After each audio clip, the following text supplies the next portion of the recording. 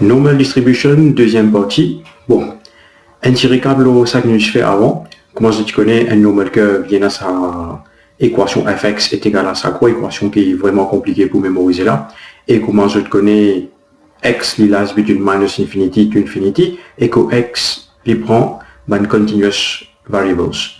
Ok, bon, comment ça fractionnel est trop difficile pour intégrer pour autres probabilities, nous pouvons shifter l'autre affaire qu'on appelle le standard normal curve. Ça veut dire nous pouvons sortir normal curve, nous pouvons standard normal curve. C'est quoi un normal curve et c'est quoi un standard normal curve? Donc je vous trouve là. La différence entre un normal curve avec un standard normal curve, c'est ça. Un normal curve, il peut prendre n'importe quelle valeur x. Et x follows est normal, so mean c'est mu, sigma square, comment je trouve de porte 1. Un standard normal curve follows a standard normal distribution, li ce variable z. Et z li follows un normal, so mean est tout le temps 0, et ce standard deviation est 1 to the square, c'est-à-dire c'est sigma to the square. Donc là, comment je peux trouver? Any normal distribution, ça veut dire x takes any values, can be converted to a normal distribution, standard normal distribution, could x living man restricted values. Ok? Et ça process qui nous servait là, pour convertir sa normal curve là to the standard normal curve, on appelle standardization. Voilà, là, au fait, c'est un exemple de normal distribution curve, que l'analyse 2010, ce mean, les cas sont 0, les cas bouger n'importe quoi de sanité. Quand nous standardise ça, au fait, tout ce mean devient 0. Le standard normal curve, ça veut dire ce mean devient 0, ça veut dire ce mean, il peut commencer sur high, ce peak value curve là, il peut commencer que ce mean, et ce mean, c'est 0. Donc, c'est quoi le standardization process? Je m'explique juste. Au fait, comment il peut dire là? We standardize the distribution because it is too difficult to find probabilities using integration. C'est-à-dire, si nous intégrons l'équation of curve là, bel problème, ça passe pas beaucoup, ça fait un long process pour essayer pour probabilities. Donc, l'état de pour standardize sa normal distribution là, nous pouvons servir une affaire qui s'appelle le standard normal table, qui, moi, certains des ont trouvé, ça t'a côté d'une tavalière là. Donc, nous servons pour what man required probabilities. C'est quoi standardization? Standardization means nous pouvons convert any variable abcxy, which follows the normal distribution, into the variable z, which follows the standard normal distribution. C'est ça le mot standardization, c'est ça le meaning de standardize. Maintenant, comment nous standardize?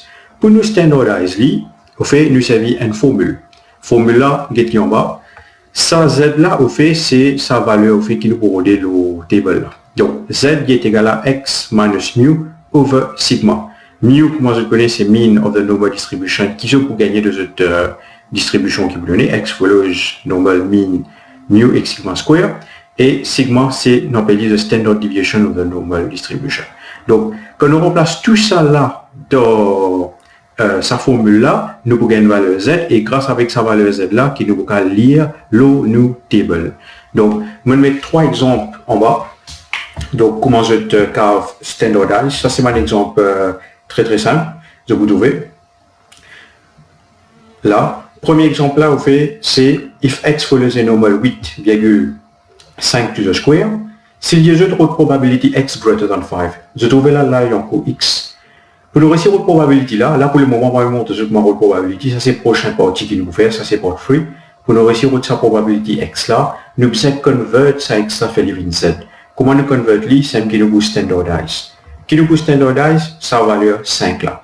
Comment nous standardize, c'est-à-dire, living 5 retirer 8, et là, 8 là ici, la distribution là, divise par 5. Ça 5 là, c'est le sigma. Ok? Voilà, quand nous standardize, nous pouvons aller pour être z greater than moins 0.6.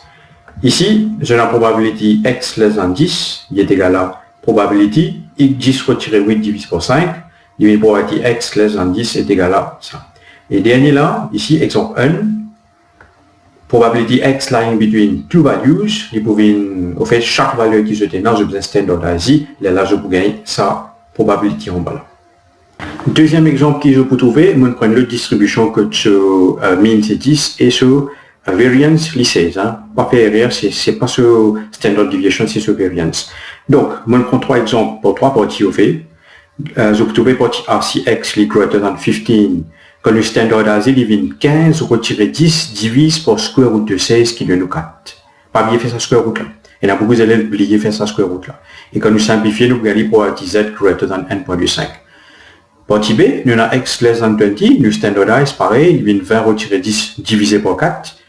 Nous simplifions, nous pouvons gagner z less than 2.5. Même affaire ici, quand il in between 8 et 18, quand je standardise, vous pouvez gagner une valeur aussi négative. Hein. Négatif z, il n'y a pas un problème si nous avons une valeur négative. Donc, nous standardise pareil, et par biais de dénominateur, il pas 16, le square root de 16, il fait 4.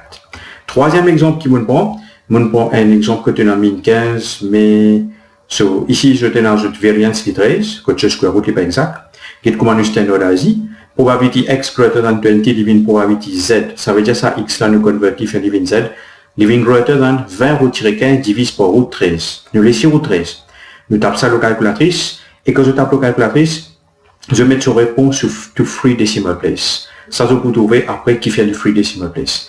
Donc, pour tous les pareils, quand x est dans 18, mêmes affaires, nous simplifions, nous gagnons une réponse. Quand les in between aussi, mêmes affaires, chaque valeur nous standardise et que nous pouvons gagner sa bonne valeur. Parce que nous avons c'est quoi le standard normal table. Voilà, je peux gagner une idée c'est quoi le standard normal table. Je l'ai déjà trouvé dans certains proviseurs qui les ont trouvés. Je peux trouver une curve là qu'il mettait, une shaded region. Après, une z là, ça z là, bon, pour expliquer quelle est ça prochaine fois. Ok. Après, je trouve ce symbole là, moi, je connais pour un certain proviseur que moi, je déjà connais ce symbole là. Ce symbole là, on appelle ça phi. Ok, toute probabilité que je peux trouver, et là, ici, là, l'écran là, ça veut dire qu'il faut tout le temps phi de une valeur qui est positive. Phi une valeur positive, nous allons lire la table là. Si il donne phi une valeur négative, moi, quand lire la table là, moi, pour besoin faire des trois formules, appliquer des trois properties, qui nous pouvons être dans la prochaine partie, là, moi, pour essayer de probabilité là.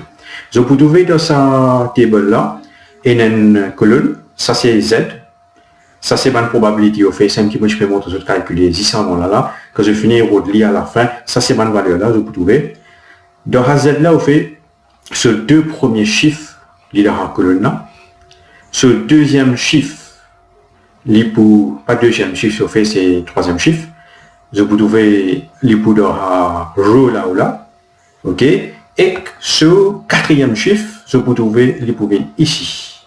Que ça a là. C'est un petit moins de autres, quand je finis de calculer, j'ai besoin de mettre une réponse free decimal place pour nous lier sa bonne valeur.